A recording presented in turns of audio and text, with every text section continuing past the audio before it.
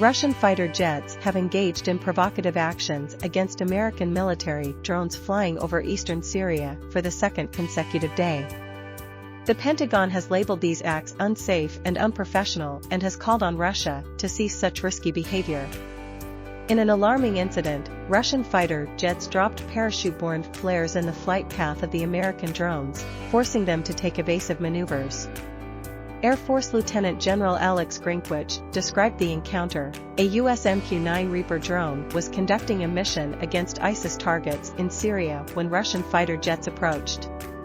One of the Russian jets began dropping flares in front of the U.S. drone, seemingly attempting to hit it. The escalation comes just a day after a similar incident in which Russian jets harassed 3 U.S. drones, compelling them to alter their course.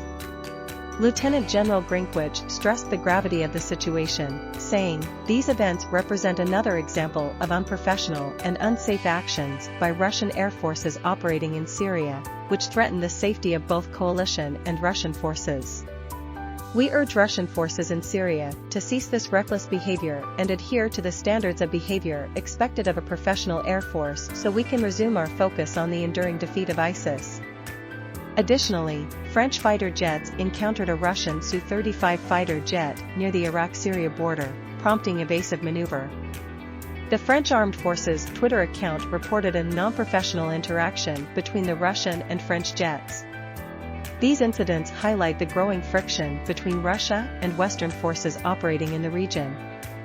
The repeated harassment of American and French aircraft raises concerns about the safety of all involved.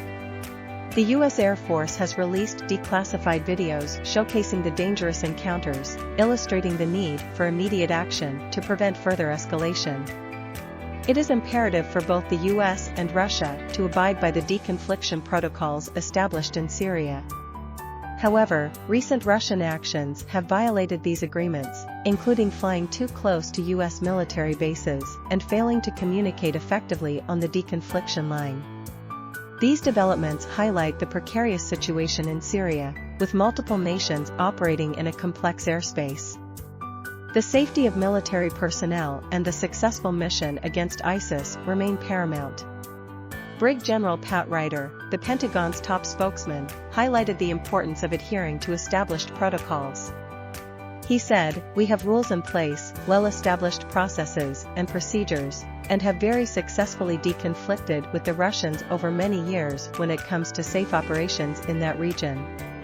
So to suggest that somehow this is our fault is ridiculous. Efforts must be made to de-escalate tensions and ensure the safety of all aircraft involved. The international community, including the US, Russia, and their respective allies, must work towards a peaceful resolution while maintaining a focus on combating ISIS."